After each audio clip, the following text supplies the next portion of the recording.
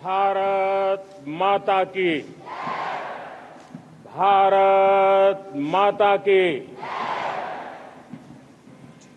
मेरे प्यारे देशवासियों, मेरे परिवारजन, आज वो शुभ घड़ी है जब हम देश के लिए मर मिटने वाले, देश की आजादी के लिए अपना जीवन समर्पित करने वाले, आजीवन संघर्ष करने वाले, फांसी के तख्त पर चढ़कर के भारत मां की जय के नारे लगाने वाले अनगिनत आजादी के दीवानों को नमन करने का ये पर्व है। उनका पुण्य स्मरण करने का पर्व है। आजादी के दीवानों ने आज हमें आजादी के इस पर्व में स्वतंत्रता की सांस लेने के लिए सौभाग्य दिया है। यह देश उनका ऋणी है। ऐसे हर महापुरुष के प्रति हम अपना श्रद्धा भाव व्यक्त करते हैं। मेरे प्यारे देशवासियों, आज जो महानुभाव राष्ट्र रक्षा के लिए और राष्ट्र निर्माण के लिए पूरी लगन से, पूरी प्रतिबद्धता के साथ देश की रक्षा भी कर रहे हैं, देश को नई ऊंचाई पर ले जाने का प्रयास भी कर रहे हैं। चाहे वो हमारा किसान हो, हमारा जवान हो, हमारे नौजवानों का हौसला हो, हमारी माताओं बहनों का योगदान हो, दलित हो, पीड़ित हो, शोषित हो, वंचित हो, अभावों के बीच भी स्वतंत्रता के प्रति उसकी निष्ठा, लोकतंत्र के प्रति उसकी श्रद्धा, ये पूरे विश्व के लिए एक प्रेरक घटना है। मैं आज ऐसे सभी को आदरपूर्वक नमन करता हूं। प्यारे देशवासियों, इस वर्ष और पिछले कुछ वर्षों से प्राकृतिक आपदा के कारण हम सबकी चिंता बढ़ती चली जा रही है। प्राकृतिक आपदा में अनेक लोगों ने अपने परिवारजन खोए हैं, संपत्ति खोई है, राष्ट्र ने भी पारावार नुकसान भोगा है। मैं आज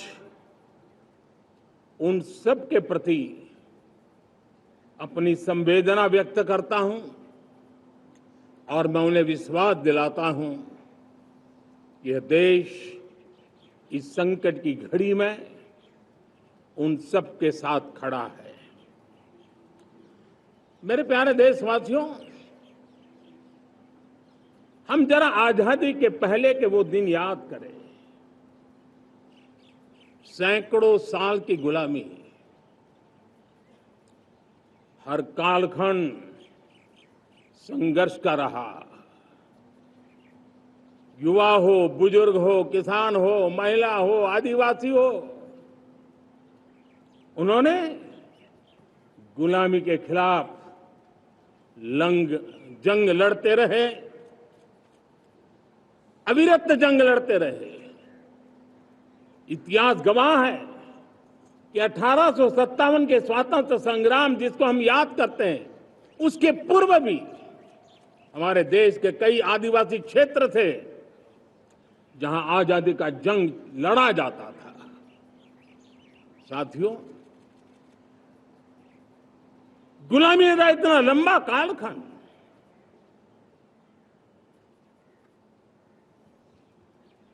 जुल्मी शासक, अपरंपार यातनाएं, सामान्य से सामान्य मानवीयों का विश्वास तोड़ने की हर तरकीब है। उसके बावजूद भी उस समय की जनसंख्या के हिसाब से करीब 40 करोड़ देशवासी आजादी के पूर्व 40 करोड़ देशवासियों ने वो जज्बा दिखाया, वो सामर्थ्य दिखाया, वो एक सपना लेकर के चले, एक संकल्प लेकर के चलते रहे, जूझते रहे। एक ही स्वर था, वंदे मातरम। एक ही सपना था, भारत की आजादी का। 40 करोड़ देशवासियों ने, और हमें गर्व है कि हमारी रगों में उन्हीं का खून है। वो हमारे पूर्वज थे। सिर्फ 40 करोड़ लोगों ने दुनिया की महासत्ता को उखाड़ करके फेंक दिया था, गुलामी की जंजीरों को तोड़ दिया था। अगर हमारे पूर्वज, जिनका खून हमारी रगों में है, आज हम तो 140 करोड़ है। अगर 40 करोड़ गुलामी की बेड़ियों को तोड़ सकते हैं, अगर 40 करोड़ आजादी के सपने को पूर्ण कर सकते हैं, आजादी लेकर के रह सकते हैं, तो 140 करोड़ देश के मेरे नागरिक, 140 करोड़ मेरे परिवारजन अगर संकल्प लेकर के चल पड़ते हैं, एक दिशा निर्धारित करके चल पड़ते हैं, कदम से कदम मिलाकर, कंधे से कंधा मिलाकर अगर चल पड़ते हैं, तो चुनौतियां कितनी भी क्यों ना हो, अभाव की मात्रा कितनी ही तीव्र क्यों ना हो, संसाधनों के लिए जूझने की नौबत हो, तो भी हर चुनौती को पार करते हुए हम समृद्ध भारत बना सकते हैं। हम 2047 विकसित भारत का लक्ष्य प्राप्त कर सकते हैं। अगर 40 करोड़ देशवासी अपने पुरुषार्थ से, अपने समर्पण से, अपने त्याग से, अपने बलिदान से आजादी दे सकते हैं, आजाद भारत बना सकते हैं, तो 140 करोड़ देशवासी उसी भाव से समृद्ध भारत भी बना सकते हैं। साथियों, वो एक समय था जब लोग देश के लिए मरने के लिए प्रतिबद्ध थे और आजादी मिली थी। आज ये समय है देश के लिए जीने की प्रतिबद्धता का।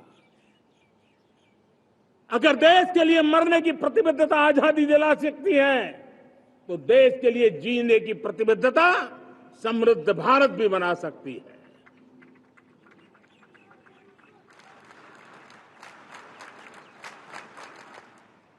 साथियों, विकसित भारत 2047 इस तरफ भाषण के शब्द नहीं है, इसके पीछे कठोर परिश्रम चल रहा है। देश के कोटि कोटि जनों के सुझाव लिए जा रहे हैं और हमने देशवासियों से सुझाव मांगे। और मुझे प्रसन्नता है कि मेरे देश के करोड़ों नागरिकों ने विकसित भारत 2047 के लिए अनगिनत सुझाव दिए हैं। हर देशवासी का सपना उसमें प्रतिबिंबित हो रहा है।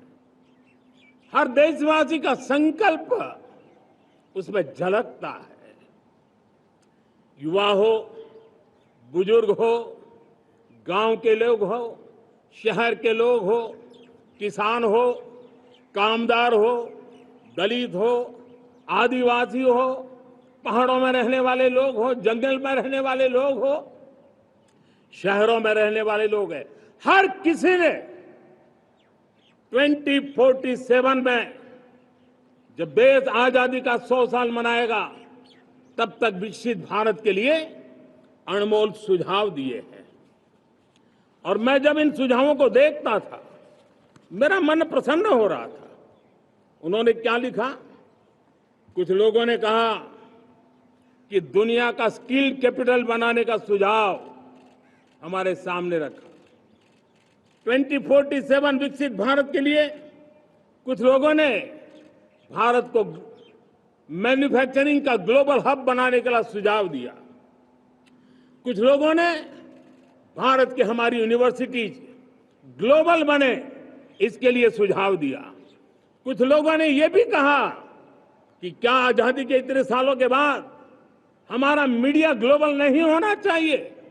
कुछ लोगों ने यह भी कहा कि हमारा स्किल्ड युवा विश्व की पहली पसंद बनना चाहिए। कुछ लोगों ने सुझाव दिया भारत को जल्द से जल्द जीवन के हर क्षेत्र में आत्मनिर्भर बनना चाहिए। कई लोगों ने सुझाव दिया कि हमारे किसान जो मोटा अनाज पैदा करते हैं, जिसको हम श्री अन्न कहते हैं, उस सुपर फूड को दुनिया के हर डाइनिंग टेबल पर पहुंचाना है। हमें विश्व के पोषण को भी बल देना है और भारत के छोटे किसानों को भी मजबूती देनी है।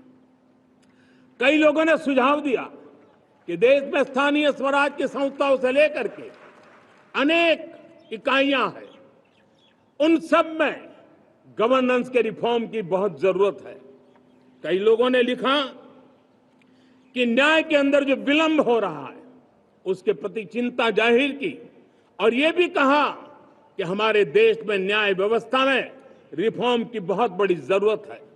कई लोगों ने लिखा कि कई ग्रीनफील्ड सिटीज बनाने की अब समय की मांग है। किसी ने बढ़ती हुई प्राकृतिक आपदाओं के बीच शासन प्रशासन में कैपेसिटी बिल्डिंग के लिए एक अभियान चलाने का सुझाव दिया। बहुत सारे लोगों ने यह सपना भी देखा है कि अंतरिक्ष में भारत का स्पेस स्टेशन जल्द से जल्द बनना चाहिए। किसी ने कहा भारत की जो पारंपरिक ट्रेडिशनल मेडिसिन है, हमारी औषधि है, दुनिया जब आज होलिस्टिक हेल्थ केयर की तरफ जा रही है तब हमें भारत की पारंपरिक औषधियां और वेलनेस हब के रूप में भारत को विकसित करना चाहिए। कोई कहते हैं कि अब देर नहीं होनी चाहिए, भारत जल्द से जल्द दुनिया की तीसरी सबसे बड़ी इकोनॉमी बनना चाहिए। साथियों, मैं इसलिए पढ़ रहा था कि मेरे देशवासियों ने सुझाव दिए, मेरे देश के सामान्य नागरिक ने ये सुझाव हमें दिए हैं।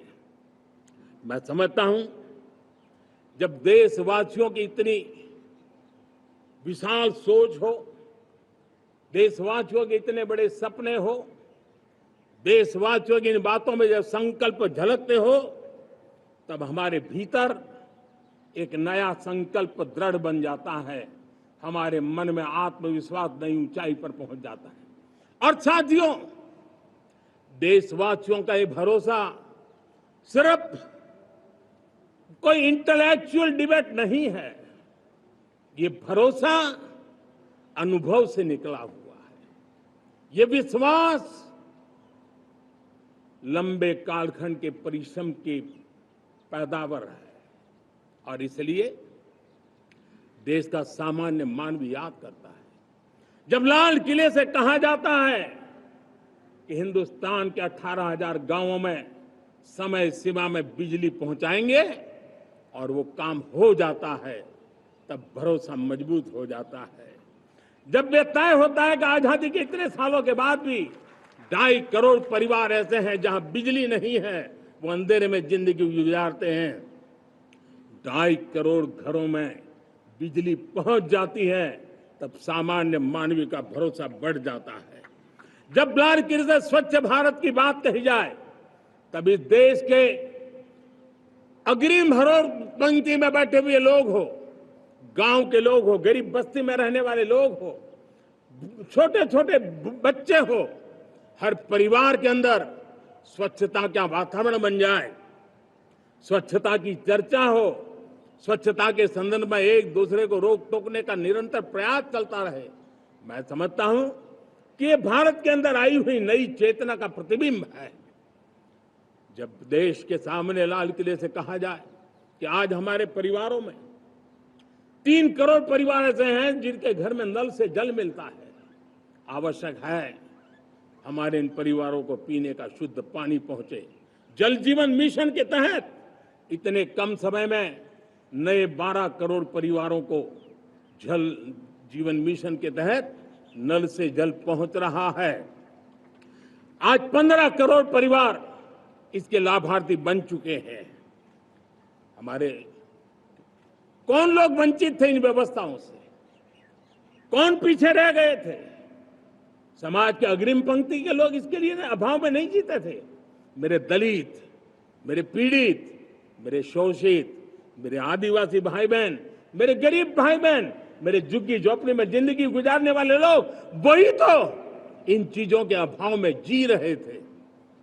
हमने अनेक ऐसे प्राथमिक आवश्यकताओं की पूर्ति के लिए जो प्रयास किया और उसका परिणाम हमारे इन सारे समाज के बंधुओं को मिला है। हमने वोकल फॉर लोकल का मंत्र दिया। आज मुझे खुशी है कि वोकल फॉर लोकल ने अर्थतंत्र के लिए एक नया मंत्र बन गया है। हर डिस्ट्रिक्ट अपनी पैदावार के लिए गर्व करने लगा है। 1 डिस्ट्रिक्ट 1 प्रोडक्ट का माहौल बना है। अब 1 डिस्ट्रिक्ट 1 प्रोडक्ट को 1 डिस्ट्रिक्ट का 1 प्रोडक्ट एक्सपोर्ट कैसे हो, उस दिशा में हर जिले सोचने लगे हैं। रिन्यूएबल एनर्जी का संकल्प लिया था। G20 समूह के देशों ने जितना किया है उससे ज्यादा भारत ने किया है, और भारत ने ऊर्जा के क्षेत्र में आत्मनिर्भर बनने के लिए, ग्लोबल वार्मिंग की चिंताओं से मुक्ति पाने के लिए हमने काम किया है। साथियों, देश गर्व करता है आज जब फिनटेक की सफलता को लेकर पूरा विश्व भारत से कुछ सीखना समझना चाहता है, तब हमारा गर्व और बढ़ जाता है। साथियों, हम कैसे भूल सकते हैं कोरोना के वो संकट काल। विश्व में सबसे तेज गति से करोड़ों लोगों को वैक्सीनेशन का काम हमारे इसी देशों में हुआ। यही देश हैं जो कभी आतताई आतंकवादी हमें आकर के मार के चले जाते थे।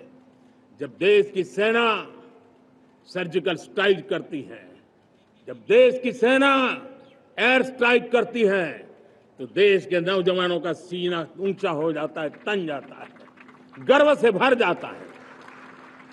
और यही बातें हैं जो आज 140 करोड़ देशवासियों का मन गर्व से भरा हुआ है, आत्मविश्वास से भरा हुआ है।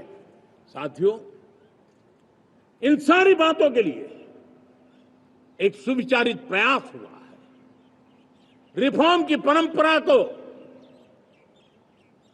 सामर्थ्य दिया गया है। नक्कर तरीकों के, नक्कर लक्ष्य को लेकर के, और जब राजनीतिक नेतृत्व की संकल्प शक्ति हो, दृढ़ विश्वास हो, जब सरकारी मशीनरी उसको लागू करने के लिए समर्पण भाव से जुट जाती है, और जब देश के हर नागरिक उस सपने को पूरा करने के लिए, जन भागीदारी करने के लिए, जन आंदोलन बनाने के लिए आगे आता है, तब हमें निश्चित परिणाम मिलता ही रहता है। मेरे प्यारे देशवासियों, हम ये न भूलें कि देश उस परिस्थितियों से भी दशकों तक भी आजादी के बाद समय बिताया है, जब होती है, चलती है, अरे यार ये तो चलेगा, अरे हमें क्या मेहनत करने की जरूरत है, अरे मामला है आज नहीं पीढ़ी दिखेगी, अरे हमको मौका मिला है यार, मौज कर लो, आगे वाला आगे का जाने, हमें क्या कर रहा है, हम अपना समय निकाल दें, अरे नया करने जाओगे कोई बवाल उठ जाए। पता नहीं क्यों देश में एक स्टेटस को का माहौल बन गया था। जो है उसी से गुजारा कर लो, यही का माहौल बन गया था। और लोग तो कहते हैं अरे भाई छोड़ो, अब कुछ होने वाला नहीं है, चलो, ऐसा ही मन मर गया था। हमें इस मानसिकता को तोड़ना था, हमें विश्वास से भरना था, और हमने उस दिशा में प्रयास किया। कई लोग तो कहते थे अरे भाई अगली पीढ़ी के लिए काम हम अभी से क्यों करें, हम तो आज का देखें। लेकिन देश का सामान्य नागरिक ये नहीं चाहता, वो बदलाव के इंतजार में था, वो बदलाव चाहता था, उसकी ललक थी, लेकिन उसके सपनों को किसी ने तवज्जो नहीं दी, उसकी आशा आकांक्षाओं को अपेक्षाओं को तवज्जो नहीं दी गई, और उसके कारण वो मुसीबतों को झेलते हुए गुजारा करता रहा, वो रिफॉर्म्स का इंतजार करता रहा। हमें जिम्मेदारी दी गई और हमने बड़े रिफॉर्म्स जमीन पर उतारे। गरीब हो, मिडिल क्लास हो, हमारे वंचित लोग हो, हमारी बढ़ती जाती शहरी आबादी हो, हमारे नौजवानों के सपने हो, संकल्प हो, आकांक्षाएं हो, उनके जीवन में बदलाव लाने के लिए रिफॉर्म का मार्ग हमने चुना। और मैं देशवासियों को विश्वास दिलाना चाहता हूं, रिफॉर्म के प्रति हमारी जो प्रतिबद्धता है वो पिंक पेपर के एडिटोरियल के लिए सीमित नहीं है। हमारे रिफॉर्म्स की ये प्रतिबद्धता है, वो 4 दिन की वाहवाही के लिए नहीं है। हमारी रिफॉर्म्स की प्रक्रिया किसी मजबूरी में नहीं है, देश को मजबूती देने के इरादे से है। और इसलिए मैं आज कह सकता हूं, रिफॉर्म का हमारा मार्ग एक प्रकार से ग्रोथ की ब्लूप्रिंट बनी हुई है। ये हमारा रिफॉर्म, ये ग्रोथ, ये बदलाव, ये सिर्फ डिबेट क्लब के लिए, इंटेलेक्चुअल सोसाइटी के लिए, एक्सपर्ट लोगों के लिए सिर्फ चर्चा का विषय नहीं है। साथियों, हमने राजनीतिक मजबूरी के कारण नहीं किया है। हम जो कुछ भी कर रहे हैं वो राजनीति का भागा गुणा करके नहीं सोचते हैं। हमारा एक ही संकल्प होता है, नेशन फर्स्ट, नेशन फर्स्ट, राष्ट्रहित सुप्रीम, ये मेरा भारत महान बने, इसी संकल्प को लेकर के हम कदम उठाते हैं। साथियों, जब रिफॉर्म की बात आती है, एक लंबा परिवेश है। अगर मैं उसकी चर्चा में चला जाऊंगा तो शायद घंटों निकल जाएंगे, लेकिन मैं एक छोटा सा उदाहरण देना चाहता हूं। बैंकिंग क्षेत्र में जो रिफॉर्म हुआ, आप सोचिए बैंकिंग क्षेत्र का क्या हाल था। न विकास होता था, न विस्तार होता था, न विश्वास बढ़ता था। इतना ही नहीं, जिस प्रकार की कारनामे चले उसके कारण हमारे बैंक संकटों से गुजर रहे थे। हमने बैंकिंग सेक्टर को मजबूत बनाने के लिए अनेकविध रिफॉर्म्स किए, और आज उसका कारण हमारी बैंक विश्व में जो इन्हीं गुनी मजबूत बैंकें हैं उसमें भारतीय बैंकों ने अपना स्थान बनाया है। और जब बैंक मजबूत होती है ना, तब फॉर्मल इकोनॉमी की ताकत भी बढ़ती है। जब बैंक की व्यवस्था बन जाती है, तब सामान्य खास करके मध्यम वर्ग के परिवार की जो रिक्वायरमेंट होती है उसको पूरा करने की सबसे बड़ी ताकत बैंकिंग सेक्टर में होती है।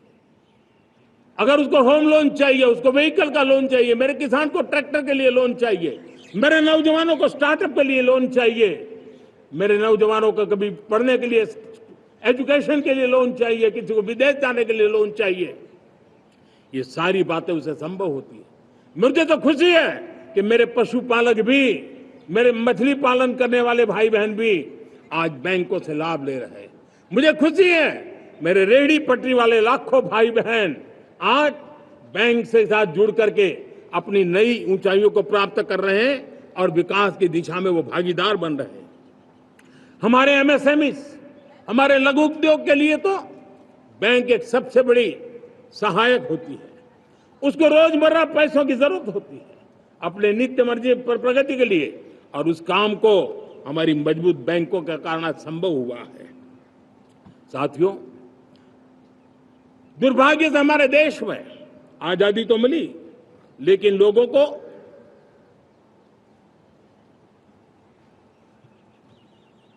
एक प्रकार से माई बाप कल्चर से गुजरना पड़ा। सरकार के पास मांगते रहो, सरकार के पास हाथ फैलाते रहो, किसी की सिफारिश के लिए रास्ते खोजते रहो, वही कल्चर डेवलप हुआ था। आज हमने गवर्नेंस के इस मॉडल को बदला है। आज सरकार सब खुद लाभार्थी हितार्थी के पास जाती है। आज सरकार खुद उसके घर गैस का चूल्हा पहुंचाती है। आज सरकार खुद उसके घर पानी पहुंचाती है। आज सरकार खुद उसके घर बिजली पहुंचाती है। आज सरकार खुद उसको आर्थिक मदद दे करके विकास के नए आयामों को सर करने के लिए प्रेरित करती है, प्रोत्साहित करती है। आज सरकार खुद नौजवान के स्किल डेवलपमेंट के लिए अनेकविध कदम उठा रही है। साथियों, बड़े रिफॉर्म्स के लिए हमारी सरकार बहुत ही प्रतिबद्ध है और हम इसी के द्वारा देश में प्रगति की राह को चुनना चाहते हैं। साथियों, देश में नई व्यवस्थाएं बन रही है। देश को आगे ले जाने के लिए अनेक वित्त नीतियों को, अनेक वित्त पॉलिसीज को निरंतर बनाया जाए और नए सिस्टम पर देश का भरोसा भी बढ़ता रहता है, निरंतर बढ़ता रहता है। आज जो 20-25 साल का नौजवान है, जो 10 साल पहले जब 12-15 साल की उम्र का नौजवान था, उसने अपनी आंखों के सामने ये बदलाव देखा है। 10 साल के भीतर भीतर उसके सपनों को आकार मिला है, धार मिली है और उसके आत्मविश्वास में एक नई चेतना जगी है और वही देश का एक नया सामर्थ्य के रूप में उभरना है।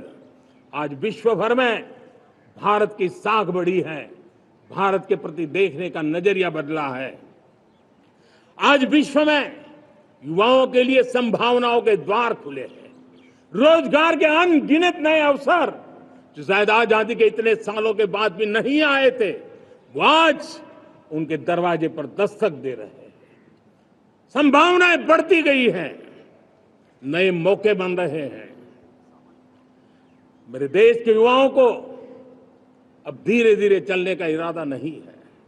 मेरा देश का नौजवान इंक्रीमेंटल प्रगति में विश्वास नहीं करता। मेरा देश का नौजवान छलांग मारने के मूड में है। वो छलांग मार के नई सिद्धियों को प्राप्त करने के मूड में है। मैं कहना चाहूंगा, भारत के लिए गोल्डन एरा है। वैश्विक परिस्थितियों की तुलना में भी देखें, ये गोल्डन एरा है। ये हमारा स्वर्णिम कालखंड है। मेरे प्यारे देशवासियों, ये अवसर हमें जाने नहीं देना है। ये मौका हमें जाने नहीं देना चाहिए और इसी मौके को पकड़ करके अपने सपने और संकल्पों को लेकर के चल पड़ेंगे तो हम देश की स्वर्णिम भारत की जो अपेक्षा और हमें विकसित भारत का 2047 का लक्ष्य हम पूरा करके रहेंगे। हम सदियों की बेड़ियों को तोड़ करके निकले हैं। आज टूरिज्म का क्षेत्र हो, एमएसएमई का क्षेत्र हो, एजुकेशन हो, हेल्थ सेक्टर हो, ट्रांसपोर्ट सेक्टर हो, खेती और किसानी का सेक्टर हो, हर सेक्टर में एक नया आधुनिक सिस्टम बन रहा है। हम विश्व की बेस्ट प्रैक्टिसेस को भी आगे देख रखते हुए हम हमारे देश की परिस्थितियों के अनुसार आगे बढ़ना चाहते हैं। हर सेक्टर में आधुनिकता की जरूरत है, नएपन की जरूरत है, टेक्नोलॉजी को जोड़ने की जरूरत है और हर सेक्टर में हमारी नई नीतियों के कारण इन सारे क्षेत्रों में एक नया सपोर्ट मिल रहा है, नई ताकत मिल रही है। हमारे सारे अवरोध हटे, हमारी बंदी से दूर हो, हम पूरे सामर्थ्य के साथ चल पड़े, खिल उठे, सपनों को पा करके रहे, सिद्धि को हम अपने निकट देखें, हम आत्मसात करें, उस दिशा में हम चलना है। अब आप देखिए कितना बड़ा बदलाव रहा है। मैं एकदम जमीनी स्तर की बात करूं, विमेन सेल्फ हेल्प ग्रुप, आज 10 साल में हमारे 10 करोड़ बहनें विमेन सेल्फ हेल्प ग्रुप में जुड़ी हैं। 10 करोड़ नई बहनें। हमें गर्व हो रहा है कि हमारे सामान्य परिवार की, गांव की 10 करोड़ महिलाएं आर्थिक रूप से आत्मनिर्भर बन रही हैं। और जब महिला आर्थिक रूप से आत्मनिर्भर बनती हैं, तब परिवार की निर्णय प्रक्रिया की हिस्सेदार बनती हैं, एक बहुत बड़ी सामाजिक परिवर्तन की गारंटी लेकर के आती है। मुझे गर्व है इस बात पर, लेकिन साथ साथ मुझे गर्व इस बात का भी है कि हमारे सीईओ आज दुनिया भर के अंदर अपनी धाक जमा रहे हैं। भारत के हमारे सीईओ विश्व भर में अपनी धाक जमा रहे हैं। हमारे लिए खुशी की बात है कि एक तरफ मेरे सीईओ दुनिया भर में नाम कमा रहे हैं, भारत का नाम बढ़ा रहे हैं, तो दूसरी तरफ विमेन सेल्फ हेल्प ग्रुप से 1 करोड़ मेरी सामान्य परिवार की माताएं बहनें लखपति दीदी बनती है। मेरे लिए ये भी उतना ही गर्व की बात है। अब हमने सेल्फ हेल्प ग्रुप को 10 लाख रुपए से 20 लाख रुपए देने का निर्णय किया है।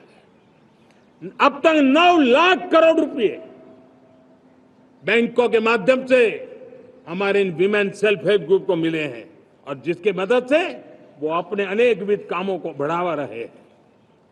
मेरे साथियों, मेरे नौजवान इस तरफ ध्यान दें। स्पेस सेक्टर एक फ्यूचर है हमारे साथ जुड़ा हुआ, एक महत्वपूर्ण पहलू है। हम उस पर भी बल दे रहे हैं। हमने स्पेस सेक्टर में बहुत रिफॉर्म किए हैं। जिन बंधनों में हमने स्पेस सेक्टर को बांध के रखा था, उसे हमने खोल दिया है। आज सैकड़ों स्टार्टअप्स स्पेस के सेक्टर में आ रहे हैं। वाइब्रेंट बनता जाता हमारा स्पेस सेक्टर भारत को एक शक्तिशाली राष्ट्र बनाने का एक महत्वपूर्ण अंग है, और हम इसको दूर की सोच के साथ मजबूती दे रहे हैं। आज private satellite, private rocket launch हो रहे हैं। ये गर्व की बात है। आज मैं कह सकता हूं, जब नीति सही होती है, नियत सही होती है और पूर्ण समर्पण से राष्ट्र का कल्याण यही मंत्र होता है, तो निश्चित परिणाम हम प्राप्त करके रहते हैं। मेरे प्यारे देशवासियों, आज देश में नए अवसर बने, तब मैं कह सकता हूं 2 चीजें और हुई जिसने विकास को एक गति दी है, विकास को एक नई छलांग दी है। और ये है, पहला है आधुनिक इंफ्रास्ट्रक्चर का निर्माण। हमने इंफ्रास्ट्रक्चर को आधुनिक बनाने की दिशा में बहुत बड़े कदम उठाए हैं। और दूसरी तरफ सामान्य मानवीय के जीवन में जो बाधाएं हैं, ईज ऑफ लिविंग का हमारा जो सपना है, उस पर भी हमने उतना ही बल दिया है। पिछले 1 दशक में अभूतपूर्व इंफ्रास्ट्रक्चर का विकास हुआ है। रेल हो, रोड हो, एयरपोर्ट हो, पोर्ट हो, ब्रॉडबैंड कनेक्टिविटी हो, गांव गांव नए स्कूल बनाने की बात हो, जंगलों में स्कूल बनाने की बात हो, दूर सुदूर इलाकों में अस्पताल बनाने की बात हो, आरोग्य मंदिर बनाने की बात हो, मेडिकल कॉलेजों का काम हो, आयुष्मान आरोग्य मंदिरों का निर्माण चलता हो, 60,000 से ज्यादा अमृत सरोवर बने हो, 2 लाख पंचायतों तक ऑप्टिकल फाइबर नेटवर्क पहुंचा हो, नहरों का एक बहुत बड़ा जाल बिछाया जा रहा हो, 4 करोड़ पक्के घर बनना, गरीबों को एक नया आश्रय मिलना, 3 करोड़ नए घर बनाने के संकल्प के साथ आगे बढ़ने की हमारी कोशिश हो। हमारा पूर्वी भारत, नॉर्थ ईस्ट, उसका इलाका आज इंफ्रास्ट्रक्चर के लिए जाने जाना लगा है। और हमने ये जो कायाकल्प किया है, उसका सबसे बड़ा लाभ समाज के उन वर्गों तक हम पहुंचे हैं जो ग्रामीण सड़कें वहां बनी है जिनकी तरफ कोई देखता नहीं था, जिस इलाकों को नहीं देखता था, जिन गांवों को नहीं देखता था। दलित हो, पीड़ित हो, शोषित हो, वंचित हो, पिछड़े हो, आदिवासी हो, जंगल में रहने वाले हो, दूर सुदूर पहाड़ों में रहने वाले हो, सीमावर्ती स्थान पर रहने वाले हो, हमने उनकी आवश्यकता की पूर्ति की है। हमारे मछुआरे भाई बहनों की आवश्यकताओं को पूरा करना, हमारे पशुपालकों के जीवन को बदलना, एक प्रकार से सर्वांगीण विकास का प्रयास हमारी नीतियों में रहा, हमारी नीयत में रहा है, हमारे रिफॉर्म में रहा है, हमारे कार्यक्रमों में रहा है, हमारी कार्यशैली में रहा है।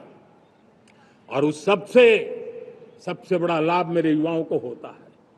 उनको नए नए अवसर मिलते हैं, नए नए क्षेत्र में कदम रखने का उसके लिए संभावनाएं बन जाती है, और वही तो सबसे ज्यादा रोजगार दे रहा है। और सबसे ज्यादा रोजगार प्राप्त करने का अवसर इन्हीं समय में उनको मिला है। हमारा जो मध्यम वर्गीय परिवार है, मध्यम वर्गीय परिवार को क्वालिटी ऑफ लाइफ, वो स्वाभाविक उसकी अपेक्षा रहती है।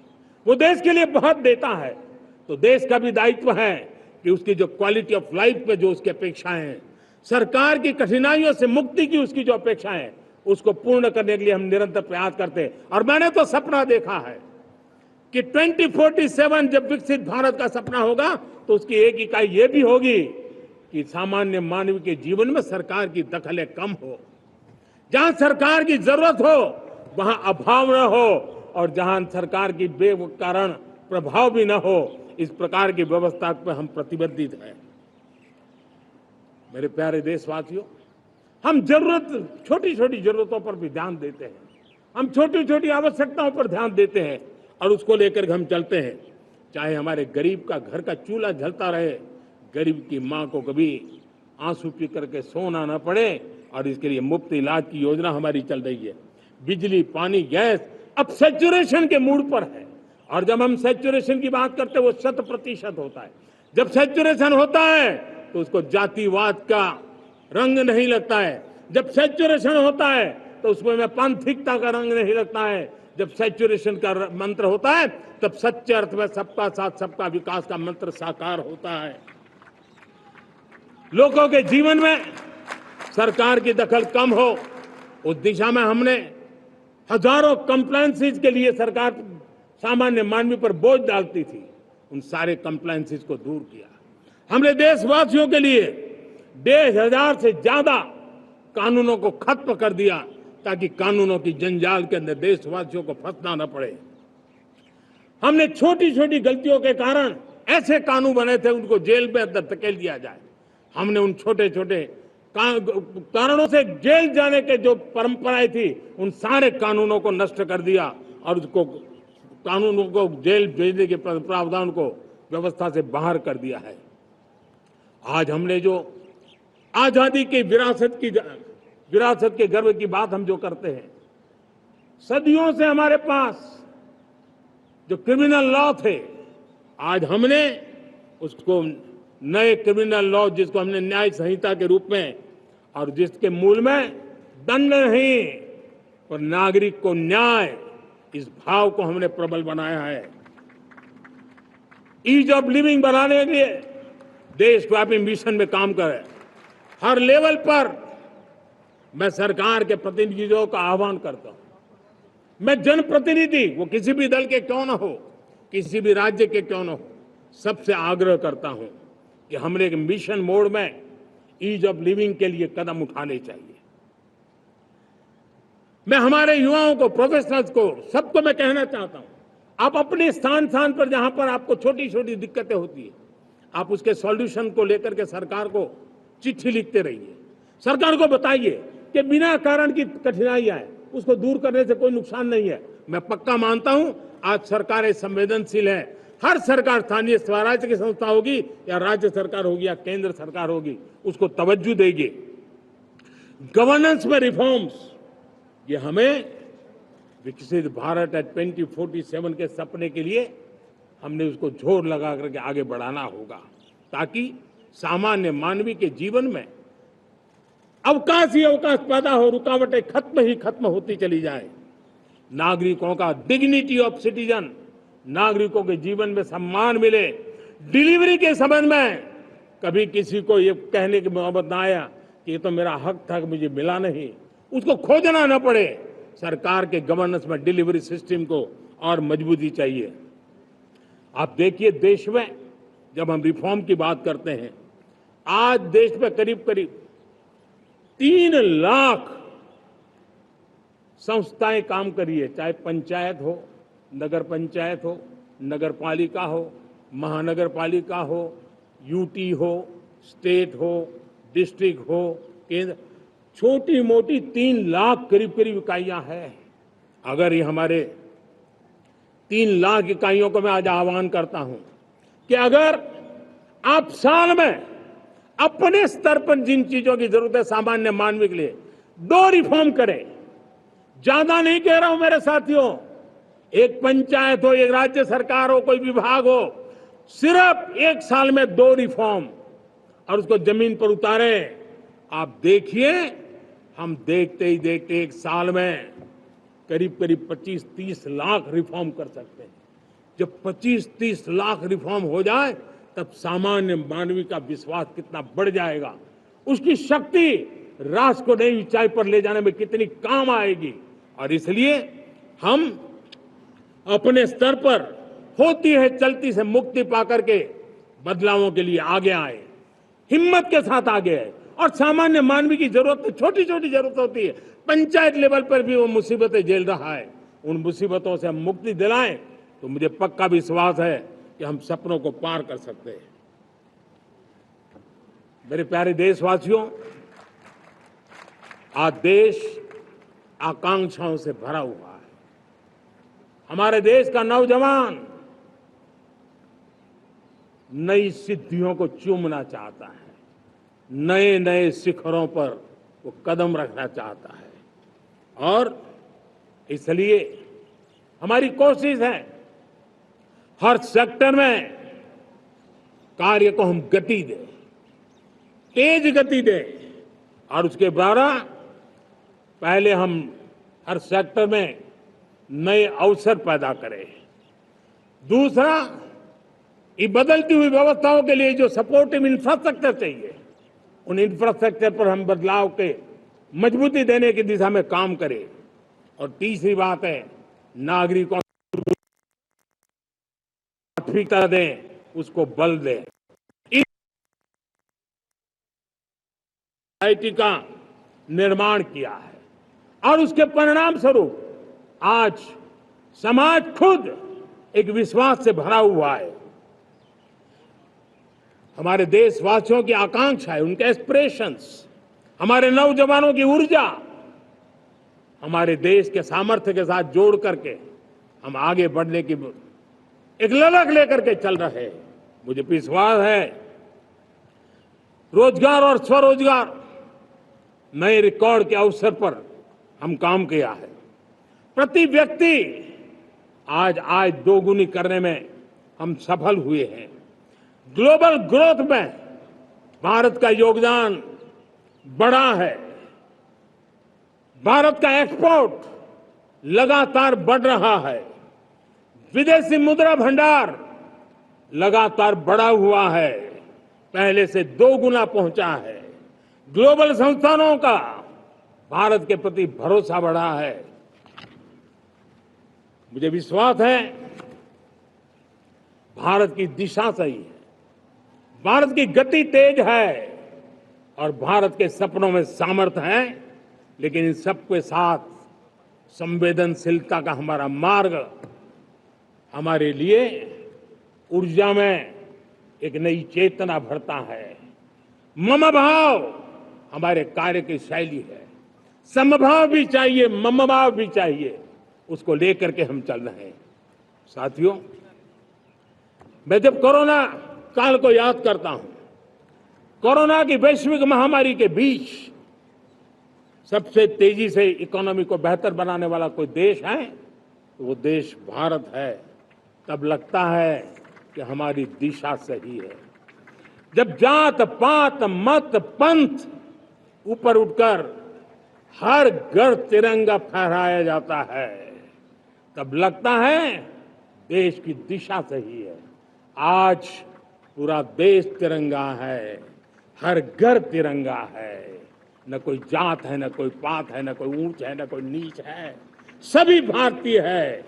यही तो हमारी दिशा की ताकत है। जब हम 25 करोड़ लोगों को गरीबी से बाहर निकालते हैं, तब हमारा विश्वास पक्का हो जाता है कि हमने गति को बराबर मेंटेन किया है और सपनों को साकार करना दूर नहीं है। जब 100 जिलों की और सपनों को साकार करना दूर नहीं है। जब 100 से अधिक आकांक्षी जिले अपने अपने राज्य के अच्छे जिलों की स्पर्धा कर रहे हैं, बराबरी करने लगे हैं, तो हमें लगता है कि हमारी दिशा और गति दोनों सामर्थ्यवान है। जब हमारे उन आदिवासी साथियों को वो मदद मिलती है, पीएम जनमन के द्वारा उनको जो योजनाएं पहुंची थी, आबादी बहुत छोटी है, लेकिन बहुत दूर दूर इलाकों में छुटपुट परिवार रहते हैं, हमने उनको खोज के निकाला है, उनके लिए चिंता की है। तब लगता है कि संवेदनशीलता से जब काम करते हैं तब संतोष कितना मिलता है। वर्किंग वुमेन के लिए पेड मैटरनिटी लीव 12 हफ्ते से बढ़ा करके 26 हफ्ते कर देते हैं। तब सिर्फ नारी का सम्मान ही करते इतना नहीं है, नारी के प्रति संवेदनशील भाव से निर्णय करते इतना नहीं, लेकिन उसके गोद में जो बच्चा पला है ना, उसको एक उत्तम नागरिक बनाने के लिए मां की जो जरूरत है उसमें सरकार रुकावट न बने, इस संवेदनशील भावना से उस निर्णय को हम करते हैं। जब मेरे दिव्यांग भाई बहन भारतीय साइन लैंग्वेज की बात हो या तो सुगम्य भारत का अभियान हो, उसको लगता है कि अब मेरी भी डिग्निटी है, मेरे प्रति देश के नागरिक सम्मान के भाव से देखता है।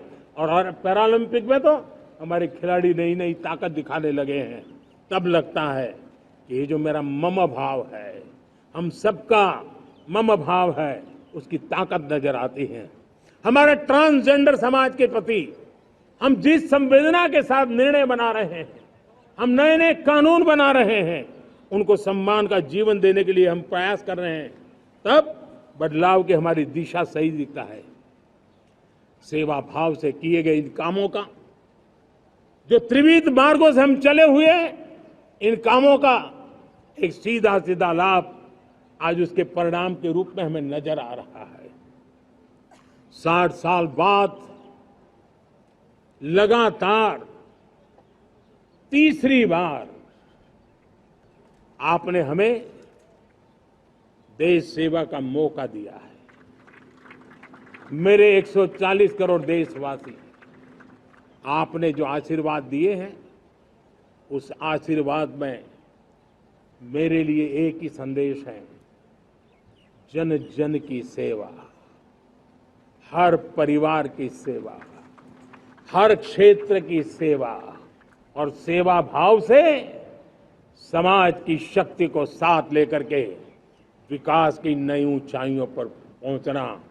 2047 विकसित भारत के सपने को लेकर के चलना, उसी एक संदेश को लेकर मैं आज लाल किले की प्राचीर से हमें आशीर्वाद देने के लिए मैं कोटि कोटि देशवासियों का सर झुका करके आभार व्यक्त करता हूं।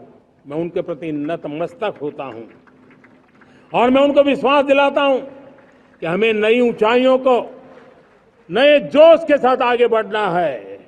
हमें सिर्फ जो हो गया है वो संतोष मान करके बैठने वाले हम लोग नहीं हैं, वो हमारे संस्कार में नहीं है।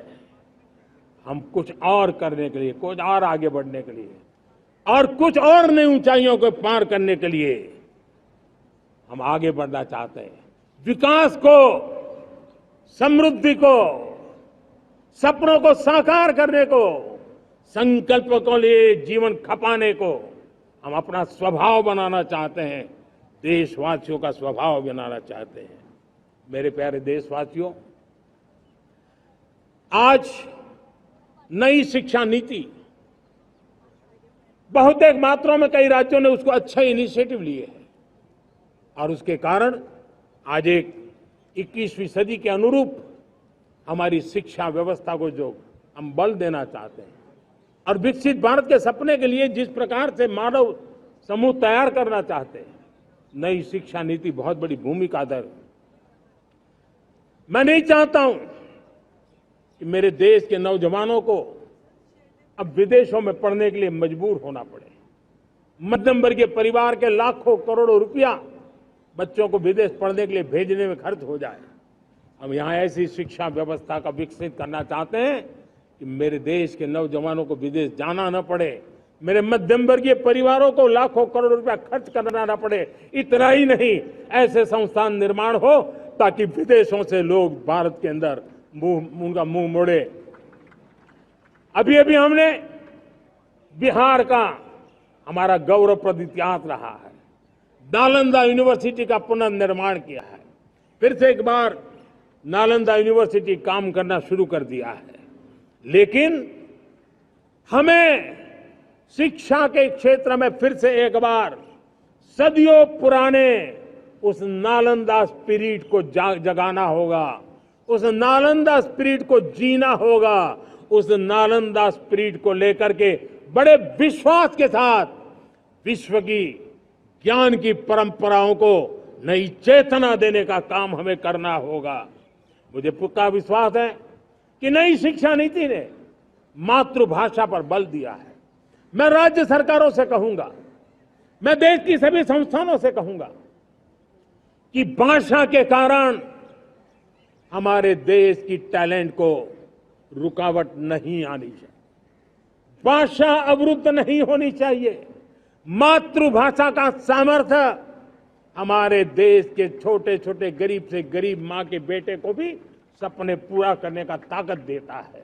और इसलिए हमने हमारी मातृभाषा में पढ़ाई, जीवन में मातृभाषा का स्थान, परिवार में मातृभाषा का स्थान, उसकी ओर हमें बल देना होगा।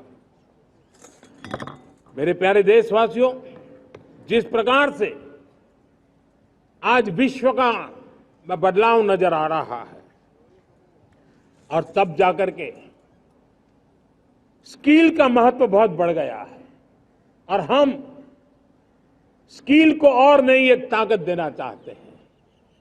हम इंडस्ट्री 4.0 को ध्यान में रख करके हम स्किल डेवलपमेंट चाहते हैं। हम जीवन के हर क्षेत्र में, हम एग्रीकल्चर सेक्टर में भी कैपेसिटी बिल्डिंग करके देने के लिए स्किल डेवलपमेंट चाहते हैं। हम तो हमारा सफाई का क्षेत्र हो, उसमें भी एक नए स्किल डेवलपमेंट की ओर बल देना चाहते हैं। और हम स्किल इंडिया प्रोग्राम को बहुत व्यापक रूप से इस बार लेकर के आए हैं। बजट में भी इसका बहुत बड़ा, इस बजट में इंटर्नशिप को भी हमने बल दिया है ताकि हमारे नौजवानों को एक एक्सपीरियंस मिले, उनकी कैपेसिटी बिल्डिंग हो और बाजार में उनका ताकत दिखाई दे। उस प्रकार से मैं स्किल युवाओं को तैयार करना चाहता हूं। और इसलिए कई बार, और दोस्तों, आज विश्व की परिस्थिति को देखते हुए मैं साफ साफ देख रहा हूं कि भारत का स्किल्ड मैन पावर जो है, हमारा स्किलफुल जो नौजवान है, वो ग्लोबल जॉब मार्केट में अपनी दमक बनाए। हम उस सपने को लेकर के आगे चल रहे हैं। साथियों, विश्व जिस तेजी से बदल रहा है, जीवन के हर क्षेत्र में साइंस और टेक्नोलॉजी का महत्व बढ़ता चला जाने वाला है। हमें साइंस को बहुत बढ़ देने की आवश्यकता है। और मैंने देखा चंद्रयान की सफलता के बाद हमारे स्कूल कॉलेज के अंदर साइंस और टेक्नोलॉजी के प्रति एक नई रुचि का वातावरण बना है, नई दिलचस्पी बढ़ी है। तब हमारे शिक्षा संस्थानों ने ये जो मनोभाव बना है उसको नर्चर करने के लिए आगे आना होगा। भारत सरकार ने भी रिसर्च के लिए सपोर्ट बढ़ा दिया है। हमने ज्यादा से ज्यादा चेयर स्थापित किए हैं।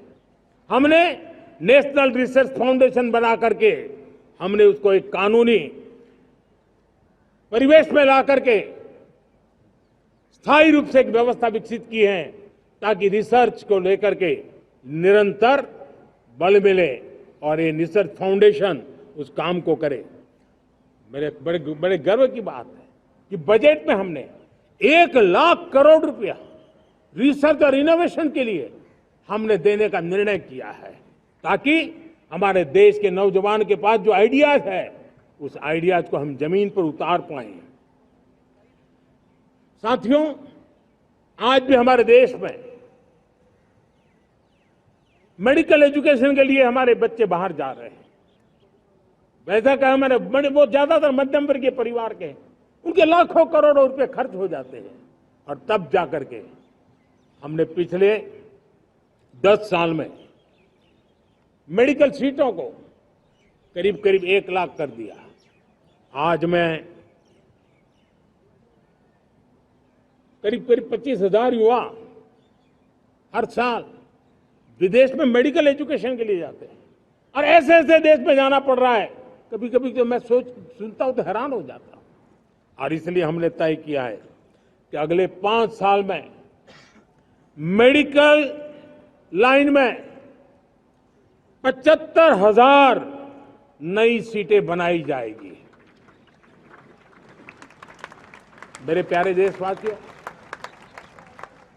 विकसित भारत 2047 वो स्वस्थ भारत भी होना चाहिए, और जब स्वस्थ भारत हो तो आज जो बच्चे हैं उनके पोषण पर आज से ही ध्यान देने की जरूरत है। और इसलिए हमने विकसित भारत की जो पहली पीढ़ी है उनकी तरफ विशेष ध्यान दे करके हमने पोषण का एक अभियान चला है। हमने राष्ट्रीय पोषण मिशन शुरू किया है, पोषण को हमने प्राथमिकता दी है। मेरे प्यारे देशवासियों, हमारी कृषि व्यवस्था को ट्रांसफॉर्म करना बहुत जरूरी है, समय की मांग है। हम सदियों से जिस परंपरा में दबे हुए हैं, जकड़े हुए हैं, उससे मुक्ति पानी होगी, और हमारे किसानों को उसके लिए हम मदद भी दे रहे हैं। हम उसको ट्रांसफॉर्म करने की दिशा में लगातार काम करते आए हैं। आज आसान ऋण दे रहे हैं किसानों को, टेक्नोलॉजी की मदद दे रहे हैं। किसान जो पैदावार करता है उसको वैल्यू एडिशन के लिए हम काम कर रहे हैं, उसके लिए मार्केटिंग के लिए पूरा प्रबंध करते हैं, ताकि उसको एंड टू एंड हर जगह पे हैंड होल्डिंग की व्यवस्था हो, उस दिशा में हम काम कर रहे हैं। आज जब धरती माता के प्रति सारा विश्व चिंतित है, जिस प्रकार से उर्वरक के कारण हमारी धरती माता की शहद दिनों दिन बिगड़ता जा रही है, हमारी धरती माता की उत्पादकता क्षमता खत्म होती चली जा रही है, कम होती चली जा रही है, और उस समय मैं मेरे देश के लाखों किसानों का आभार व्यक्त करना चाहता हूं, जिन्होंने प्राकृतिक खेती का रास्ता चुना है और हमारी धरती माता की सेवा करने का भी उन्होंने बीड़ा उठाया है। और इस बार बजट में भी हमने प्राकृतिक खेती को बल देने के लिए बहुत बड़ी योजनाओं के साथ बहुत बड़ा बजट में प्रावधान किया है। मेरे प्यारे देशवासियों, आज दुनिया की स्थिति में देखता हूं, पूरा विश्व होलिस्टिक हेल्थ केयर की तरफ मुड़ा है, और तब उनको ऑर्गेनिक फूड ये उनकी प्रथम पसंद बनी है। आज विश्व के लिए ऑर्गेनिक फूड का अगर कोई फूड बास्केट बन सकता है तो मेरे देश का किसान बना सकता है, मेरा देश बन सकता है। और इसलिए हम आने वाले दिनों में उस सपने को लेकर के आगे चलना चाहते हैं, ताकि ऑर्गेनिक फूड की जो विश्व की मांग है, उस ऑर्गेनिक फूड का बास्केट हमारा देश कैसे बने, किसानों का जीवन आसान बने, गांव में टॉप क्लास इंटरनेट कनेक्टिविटी मिले, किसानों को स्वास्थ्य सुविधाएं मिले, किसान के बच्चों को पढ़ने के लिए स्मार्ट स्कूल अवेलेबल हो, किसान के बच्चों को रोजगार उपलब्ध हो। छोटी छोटे खेती के टुकड़ों पर पूरा परिवार आज जीना बड़ा मुश्किल हो रहा है, तब उनके नौजवानों के लिए वो स्किल मिले, ताकि उनके नए रोजगार मिले, नए आय के साधन बने। इसका एक कॉम्प्रिहेंसिव प्रयास हम कर रहे हैं। बीते वर्षों में वुमेन लेड डेवलपमेंट मॉडल पर हमने काम किया है। इनोवेशन हो, एम्प्लॉयमेंट हो, एंटरप्रेन्योरशिप हो, हर सेक्टर में महिलाओं के कदम बढ़ते जा रहे हैं। महिलाएं सिर्फ भागीदारी बढ़ा रही है ऐसा नहीं, महिलाएं नेतृत्व दे रही है। आज अनेक क्षेत्रों में आज हमारे रक्षा क्षेत्र में देखिए, हमारा एयरफोर्स हो, हमारी आर्मी हो, हमारी नेवी हो, हमारा स्पेस सेक्टर हो, आज हमारी महिलाओं का हम दमखम देख रहे हैं देश के लिए। लेकिन दूसरी तरफ कुछ चिंता की बातें भी आती हैं और मैं आज लाल किले से फिर बार एक अपनी पीड़ा व्यक्त करना चाहता हूं। एक समाज के नाते हमें गंभीरता से सोचना होगा कि हमारी माताओं, बहनों, बेटियों के प्रति जो अत्याचार हो रहे हैं, उसके प्रति देश का आक्रोश है, जन सामान्य का आक्रोश है। इस आक्रोश को मैं महसूस कर रहा हूं। इसको देश को, समाज को, हमारी राज्य सरकारों को गंभीरता से लेना होगा। महिलाओं के विरुद्ध अपराधों की जल्द से जल्द जांच हो, राक्षसी कृत्य करने के वालों को जल्द से जल्द कड़ी सजा हो, वो समाज में विश्वास पैदा करने के लिए जरूरी है। मैं ये भी बताना चाहूंगा कि जब बलात्कार की या महिलाओं पर अत्याचार की घटनाएं घटती हैं तो उसकी बहुत चर्चा होती है, बहुत प्रचार होता है, मीडिया में छाया रहता है। लेकिन जब ऐसे राक्षसी मनोवृत्ति व्यक्ति को सजा होती है तो वो खबरों में कहीं नजर नहीं आती, एक कोने में कहीं पड़ा रहता है। अब समय की मांग है कि जिनको सजा होती है उसकी व्यापक चर्चा हो, ताकि ऐसा पाप करने वालों को भी डर पैदा हो कि ये पाप करने की हालत ये होती है कि फांसी पर लटकना पड़ता है। और मुझे लगता है कि ये डर पैदा करना बहुत जरूरी है। मेरे प्यारे देशवासियों, हमारे देश में ऐसी एक आदत बन गई थी स्वभाव से, हम देश को कम आंकना, देश के प्रति गौरव के भाव का अभाव होना, ये पता नहीं क्यों हमारे जहन में घुस गया था। और हम तो कभी कभी तो लेट आए तो कहते थे इंडियन टाइम, शर्म के साथ हम बोल देते थे। देश को इन चीजों से हमने बाहर लाने में सफलता पाई है। किसी जमाने में कहा जाता था अरे खिलौने भी बाहर से आते थे, वो दिन देखे हमने।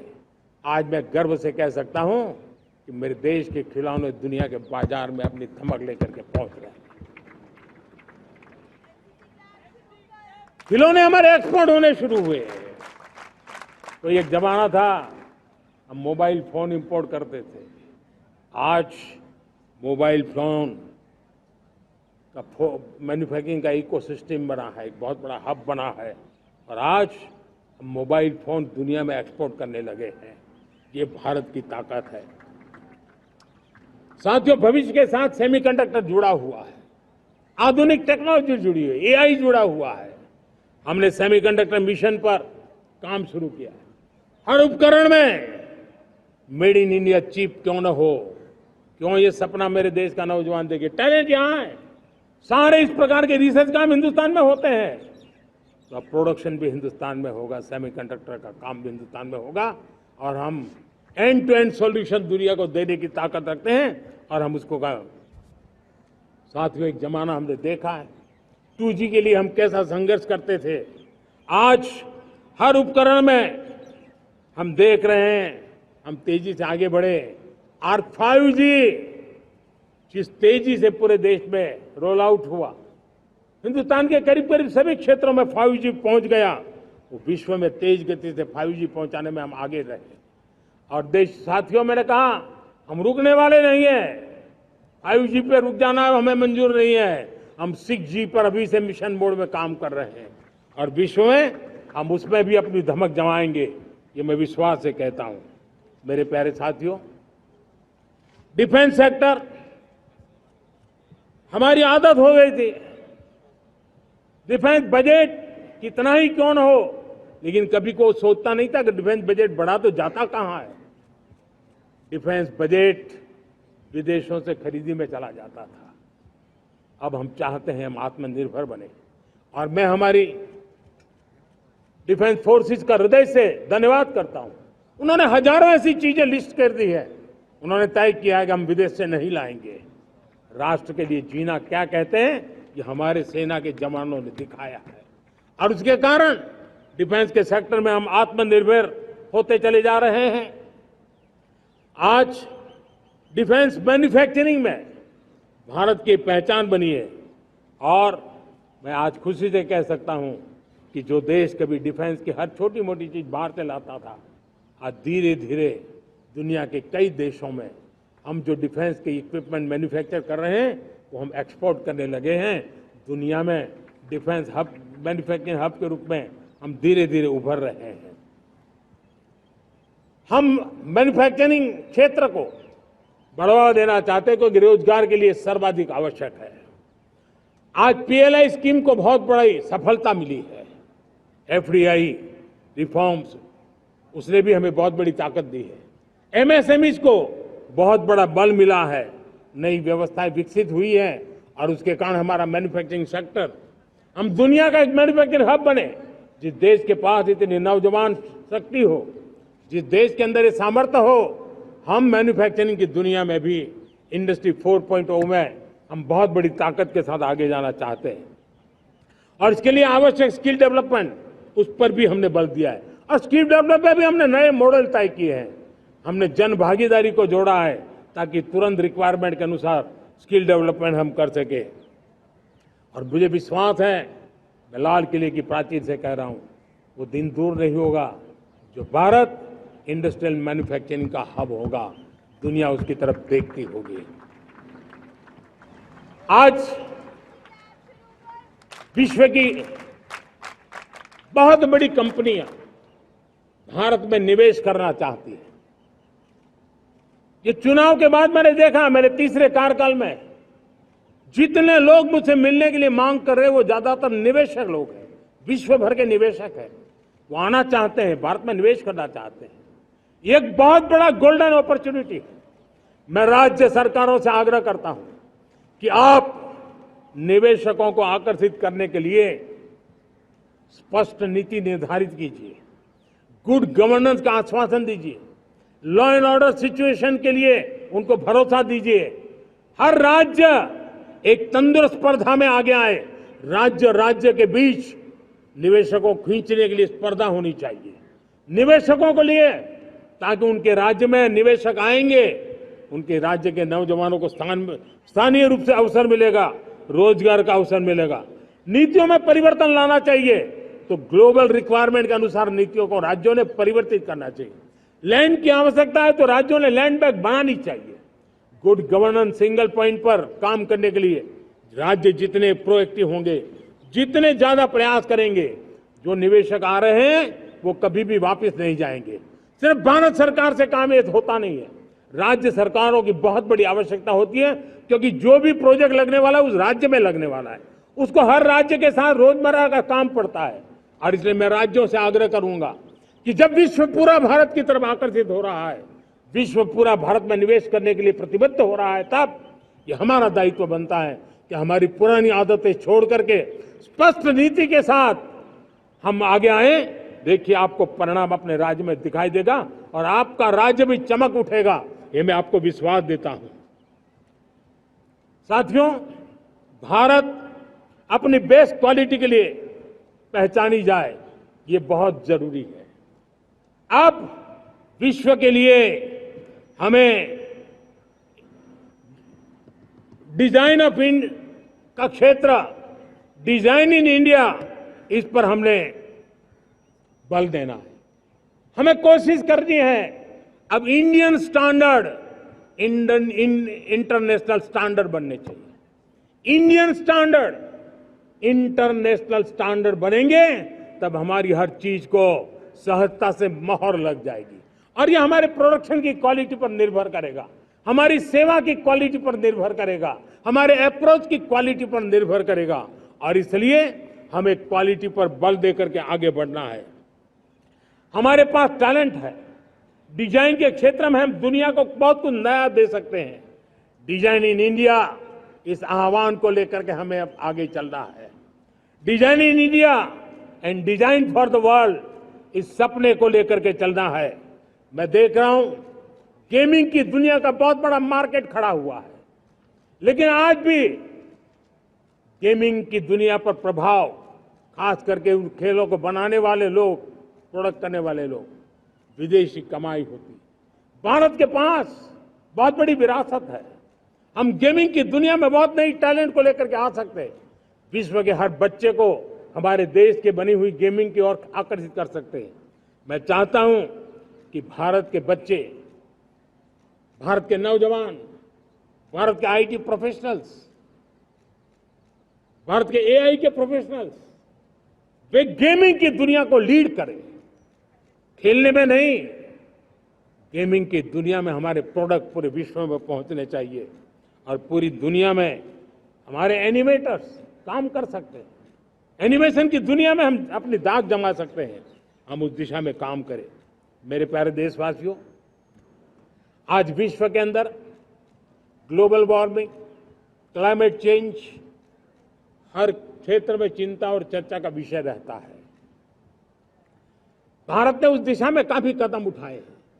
हम विश्व को आश्वस्त करते रहे हैं और शब्दों से नहीं, अपने कार्यों से, प्राप्त परिणामों से हमने विश्व को आश्वस्त भी किया है और विश्व को आश्चर्यचकित भी किया है। हम ही हैं जिन्होंने सिंगल यूज प्लास्टिक पर प्रतिबंध लगाया है। हमने रिन्यूएबल एनर्जी पर विस्तार किया है। हमने रिन्यूएबल एनर्जी को एक नई ताकत दी है।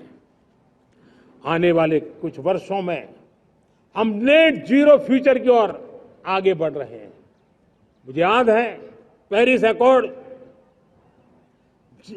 में जिन देशों ने अपने लक्ष्य निर्धारित किए थे, आज मैं लाल किले की प्राचीर से मेरे देशवासियों की ताकत दुनिया को बताना चाहता हूं।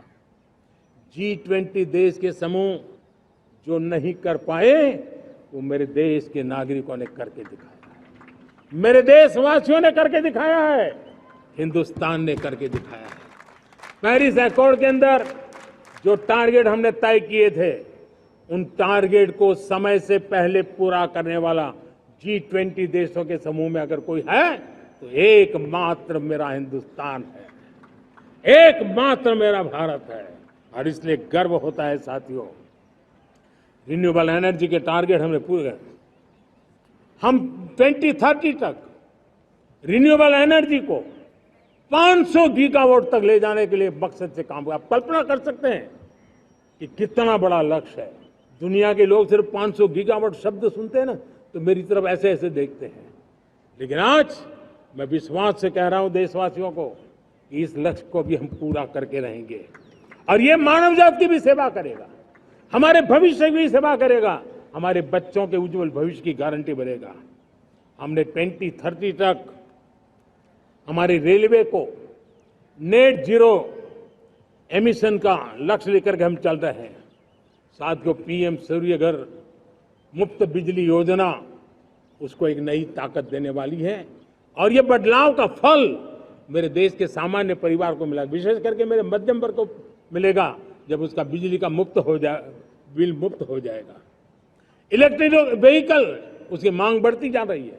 जब पीएम सूर्य घर योजना से वो बिजली उत्पादन करता है सूर्य से, तो उसका व्हीकल का प्रवास का खर्चा भी वो कम कर सकता है।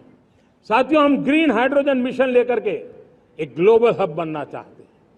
बहुत तेजी से नीतियां बनाई गई है, बहुत तेजी से उसका इम्प्लीमेंटेशन का काम हो रहा है और भारत ग्रीन हाइड्रोजन एक न्यू एनर्जी की दिशा में हम जाना चाहते हैं। और ये सारे जो प्रयास चल रहे हैं, क्लाइमेट की चिंता तो है ही है, ग्लोबल वार्मिंग की चिंता है, लेकिन इसके अंदर ग्रीन जॉब्स की बहुत बड़ी संभावना है और इसलिए आने वाले कालखंड में ग्रीन जॉब्स का महत्व बढ़ता है। तो उसको सबसे पहले कैप्चर करने के लिए मेरे देश के नौजवानों को अवसर देने के लिए और ग्रीन जॉब्स के लिए एक बहुत बड़ा क्षेत्र को बढ़ावा दे रहे हैं। मेरे प्यारे देशवासियों, आज हमारे साथ इस तिरंगे झंडे के नीचे वो नौजवान बैठे हैं जिन्होंने ओलंपिक की दुनिया में भारत का परचम लहराया। मैं मेरे देश के सभी एथलीट्स को, मेरे देश के सभी खिलाड़ियों को 140 करोड़ देशवासियों की तरफ से बधाई देता हूं और हम नए सपने, नए संकल्प अत्यंतिक पुरुषार्थ के साथ नए लक्ष्यों को हासिल करने के लिए आगे बढ़ेंगे, ऐसा मैं विश्वास के साथ उनको शुभकामनाएं भी देता हूं। आने वाले कुछ दिनों में भारत के एक बहुत बड़ा दस्ता पैरालंपिक के लिए पेरिस जाने के लिए रवाना होगा। मैं मेरे सभी पैरालंपिक खिलाड़ियों को भी हृदय से बहुत बहुत शुभकामनाएं देता हूं। साथियों, भारत ने G20 को ऑर्गेनाइज किया, हिंदुस्तान के अनेक शहरों में ऑर्गेनाइज किया, 200 से ज्यादा इवेंट किए। पूरे विश्व में G20 का इतना बड़ा व्याप, इतना बड़ा कार्यक्रम कभी नहीं हुआ, इस बार हुआ। इसने एक बात सिद्ध कर दी है कि भारत में बड़े से बड़े कार्यक्रम ऑर्गेनाइज करने की ताकत है। भारत को किसी को भी हॉस्पिटैलिटी का सामर्थ्य भारत में सबसे ज्यादा है। अगर ये सिद्ध हो चुका है तो साथियों, हिंदुस्तान का सपना है कि 2036 में जो ओलंपिक होगा वो मेरे हिंदुस्तान की धरती पर हो। इसके लिए हम तैयारी कर रहे हैं, उसके लिए हम आगे बढ़ें। साथियों, समाज के आखिरी तबके के जो लोग हैं, ये हमारा सामाजिक दायित्व है। अगर कोई पीछे रह जाते हैं तो हमारी आगे बढ़ने की गति कम कर देता है, और इसलिए हम आगे बढ़ना चाहते हैं तो भी सफलता तब मिलती है पीछे वाले को भी साथ साथ आगे ले आए।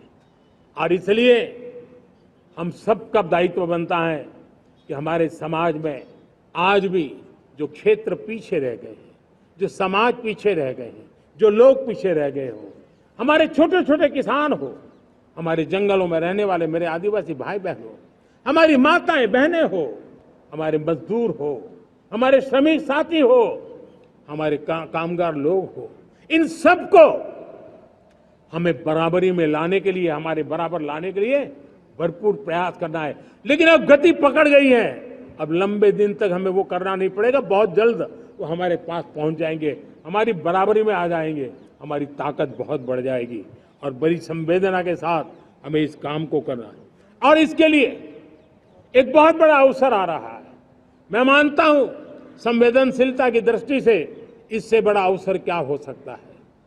हमें पता है 1857 के स्वतंत्रता संग्राम के पहले भी अंग्रेजों के नाक को दम करने वाला हमारा देश का एक आदिवासी युवक था।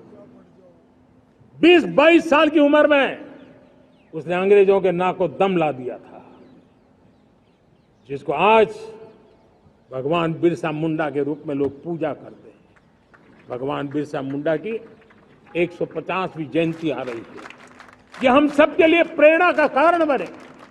समाज के प्रति छोटा सा छोटा व्यक्ति भी देश के लिए कैसी जज्बात रखता है, उससे बड़ी प्रेरणा भगवान बिरसा मुंडा से अधिक कौन हो सकता है।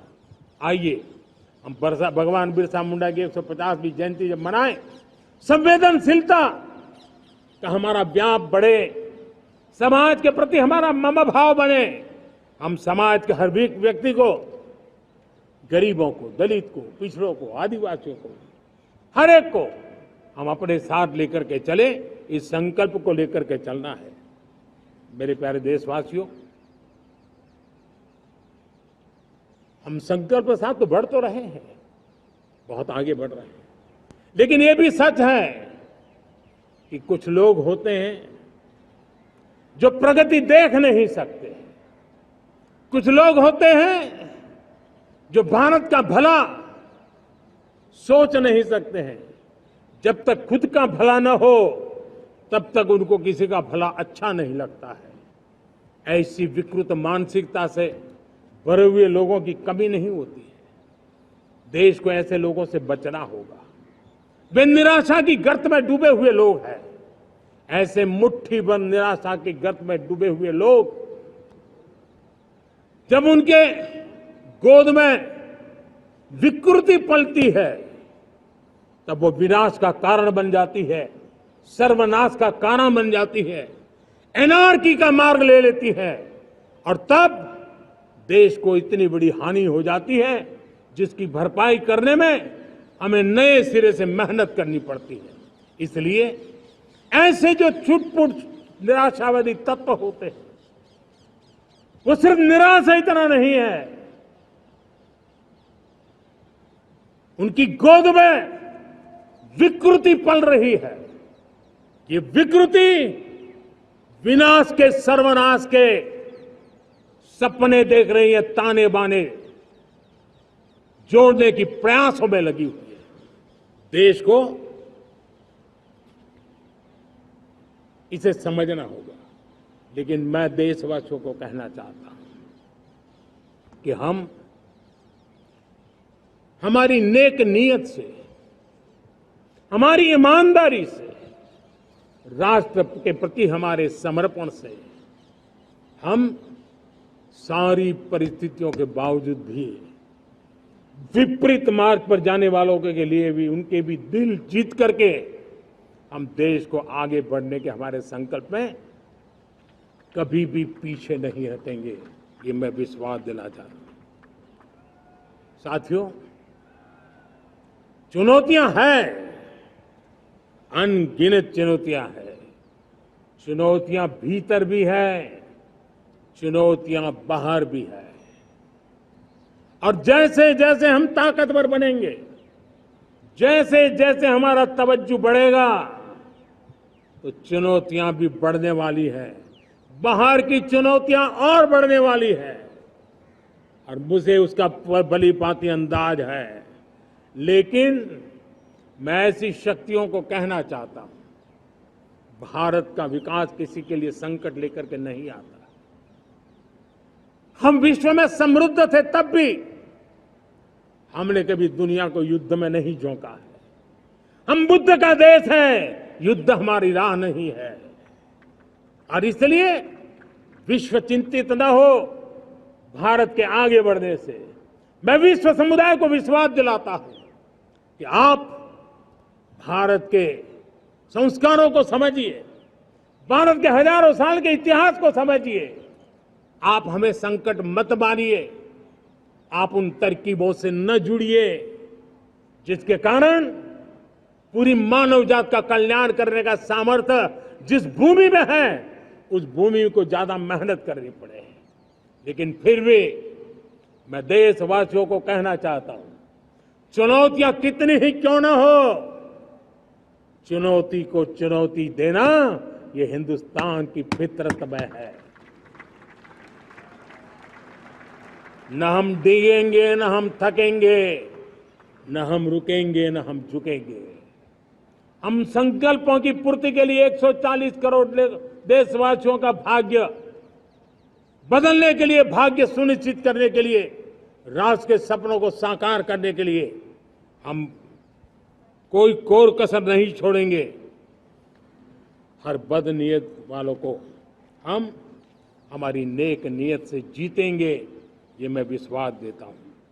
मेरे प्यारे देशवासियों, समाज की मनोरचना में भी बदलाव कभी कभी बहुत बड़ी चुनौती का कारण बन जाता है। हमारा हर देशवासी भ्रष्टाचार की दिमक से परेशान रहा है। हर स्तर के भ्रष्टाचार ने सामान्य मानवीय का व्यवस्थाओं के प्रति विश्वास तोड़ दिया है। उसको अपनी योग्यता, क्षमता का प्रति अन्याय की जो गुस्सा होता है, वो राष्ट्र की प्रगति में नुकसान करता है। और इसलिए हमने व्यापक रूप से भ्रष्टाचार के खिलाफ एक जंग छेड़ा है। मैं जानता हूं इसकी कीमत मुझे चुकानी पड़ती है, मेरी प्रतिष्ठा को चुकानी पड़ती है, लेकिन राष्ट्र से बड़ी मेरी प्रतिष्ठा नहीं हो सकती है। राष्ट्र के सपनों से बड़ा मेरा सपना नहीं हो सकता। और इसलिए ईमानदारी के साथ भ्रष्टाचार के खिलाफ मेरी लड़ाई जारी रहेगी, तीव्र गति से जारी रहेगी और भ्रष्टाचारियों पर कार्रवाई जरूर होगी। मैं भ्रष्टाचारियों के लिए भय का वातावरण पैदा करना चाहता हूं, ताकि देश के सामान्य नागरिक को लूटने की जो परंपरा बनी है, उस परंपरा को मुझे रोकना है। लेकिन सबसे बड़ी नई चुनौती आई है। भ्रष्टाचारियों से निपटना तो है ही, लेकिन समाज जीवन में उच्च स्तर पर एक जो परिवर्तन आया है, वो सबसे बड़ी चुनौती भी है और एक समाज के लिए सबसे बड़ी चिंता भी है। क्या कोई कल्पना कर सकता है कि मेरे ही देश में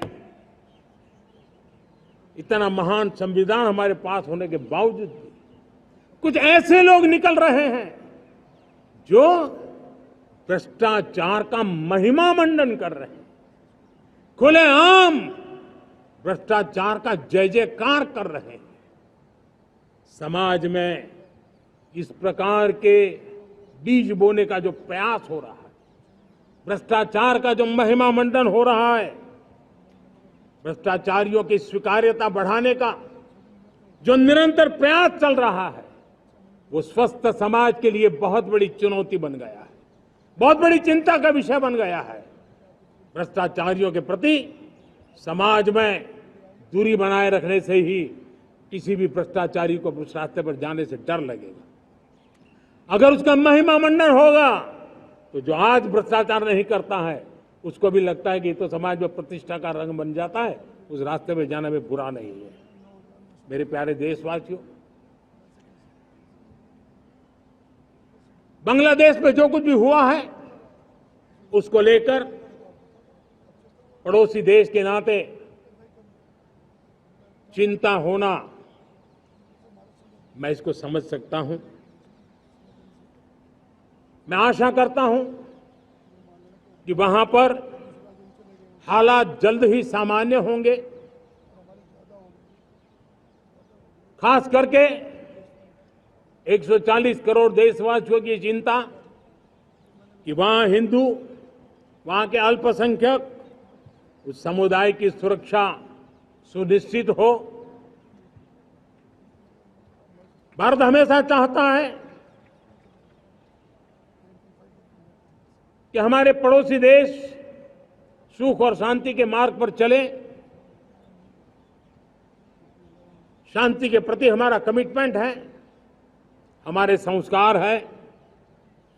हम आने वाले दिनों में बांग्लादेश की विकास यात्रा में हमेशा हमारा शुभचिंतन ही रहेगा, क्योंकि हम मानव जाति की भलाई सोचने वाले लोग हैं। मेरे प्यारे देशवासियों, हमारे संविधान को 75 वर्ष हो रहे हैं। भारत के संविधान के 75 वर्ष की यात्रा देश को एक बनाना, देश को श्रेष्ठ बनाने में बहुत बड़ी भूमिका रही। भारत के लोकतंत्र को मजबूती देने में हमारे देश के संविधान की बहुत बड़ी भूमिका रही।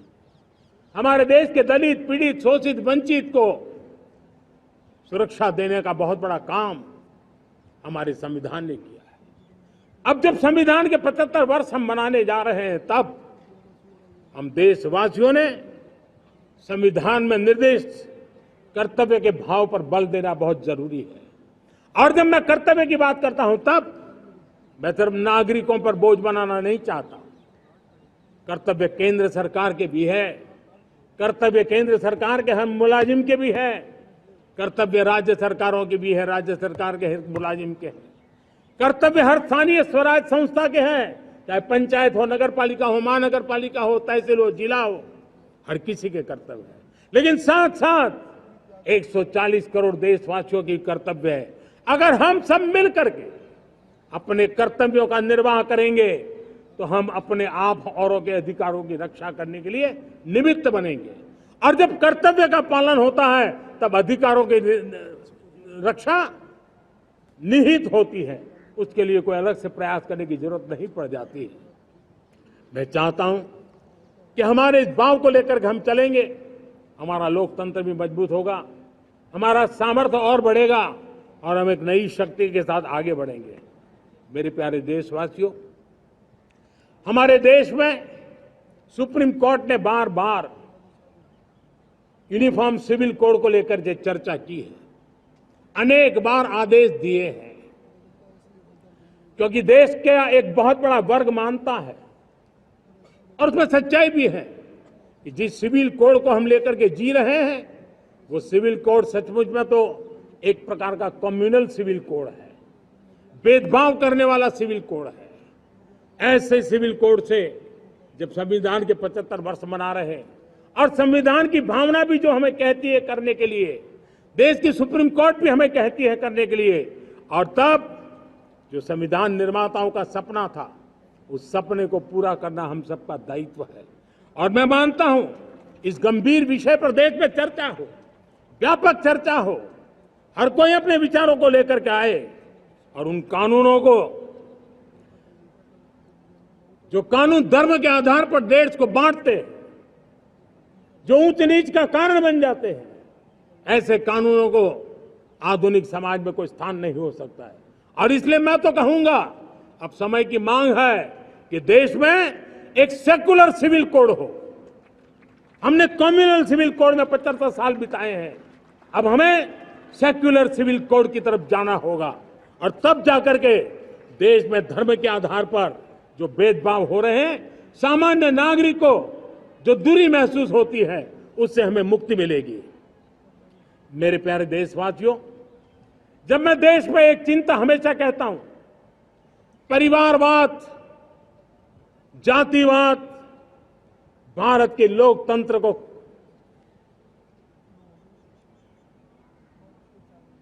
बहुत नुकसान कर रहा है।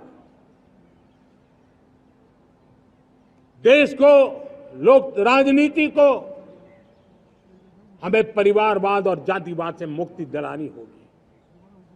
आज मैं देख रहा हूं मेरे सामने जो नौजवान है, उसमें लिखा हुआ है माय भारत, जिस संगठन का नाम है उसकी चर्चा लिखी है, यहां बहुत बढ़िया तरीके से लिखा हुआ है। माय भारत के अनेक मिशन है। एक मिशन ये भी है कि हम जल्द से जल्द देश में राजनीतिक जीवन में जनप्रतिनिधि के रूप में 1 लाख ऐसे नौजवानों को आगे लाना चाहते हैं।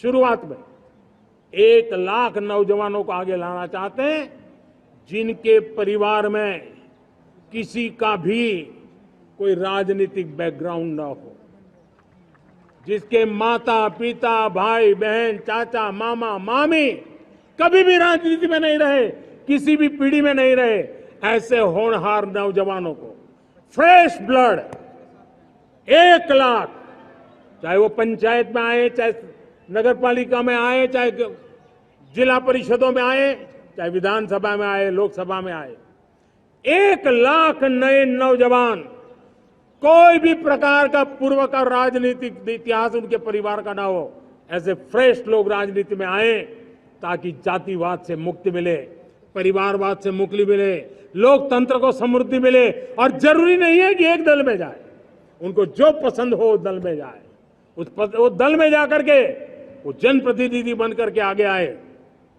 देश तय करके चले कि आने वाले दिनों में 1 लाख ऐसे नौजवान जो परिवार राजनीति से दूर दूर का संबंध नहीं है, ऐसे फ्रेश ब्लड आएंगे तो सोच भी नहीं आएगी, सामर्थ्य भी नहीं आएगा, लोकतंत्र समृद्ध होगा। और इसलिए हमें इस दिशा में आगे होना है। और मैं चाहूंगा कि देश ने बार बार चुनाव इस देश की प्रगति में रुकावट बन रहे हैं, गतिरोध पैदा कर रहे हैं।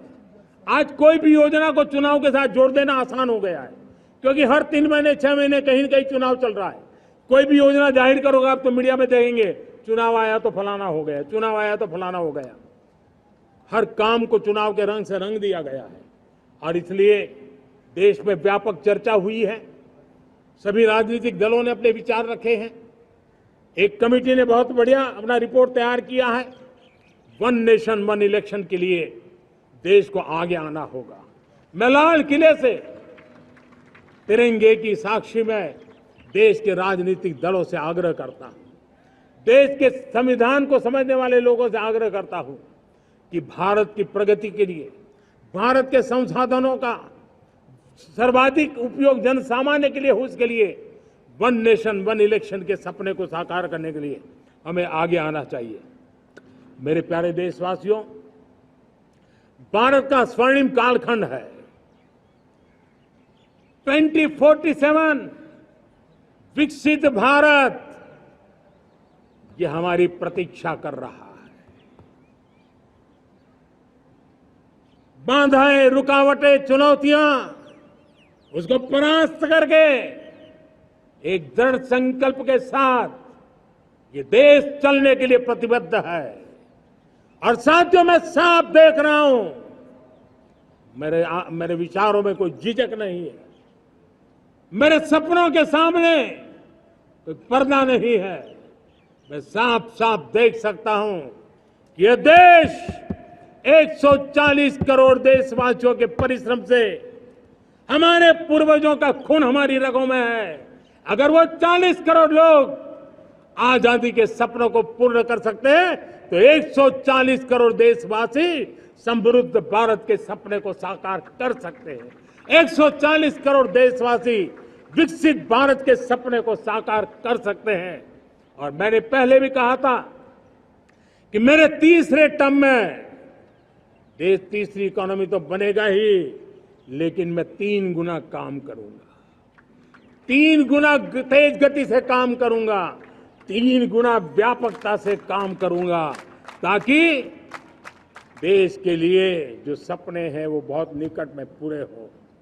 मेरा हर पल देश के लिए है, मेरा हर क्षण देश के लिए है, मेरा कण कण सिर्फ और सिर्फ मां भारती के लिए है।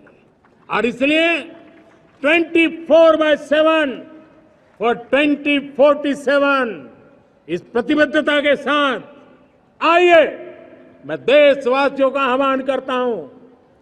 हमारे पूर्वजों ने जो सपने देखे थे, उन सपनों को हम संकल्प बनाए, अपने सपनों को जोड़े, अपने पुरुषार्थ को जोड़े, और 21वीं सदी जो भारत की सदी है, उस सदी में स्वर्णिम भारत बना के रहें, उसी सदी में हम विकसित भारत बना के रहें और उन सपनों को पूरा करते हुए आगे बढ़े।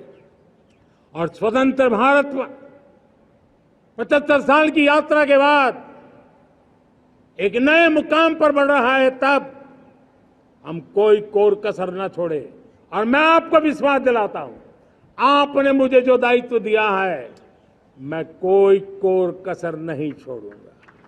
मैं मेहनत में कभी पीछे नहीं रहूंगा, मैं साहस में कभी कतराता नहीं हूं, मैं चुनौतियों से कभी टकराते से डरता नहीं हूं। क्यों? क्योंकि मैं आपके लिए जीता हूं, मैं आपके भविष्य के लिए जीता हूं, मैं आप भारत माता के उज्जवल भविष्य के लिए जी रहा हूं। और उस सपनों को पूरा करने के लिए आज राष्ट्र ध्वज के छाया में, तिरंगे की छाया में दृढ़ संकल्प के साथ हम आगे बढ़े।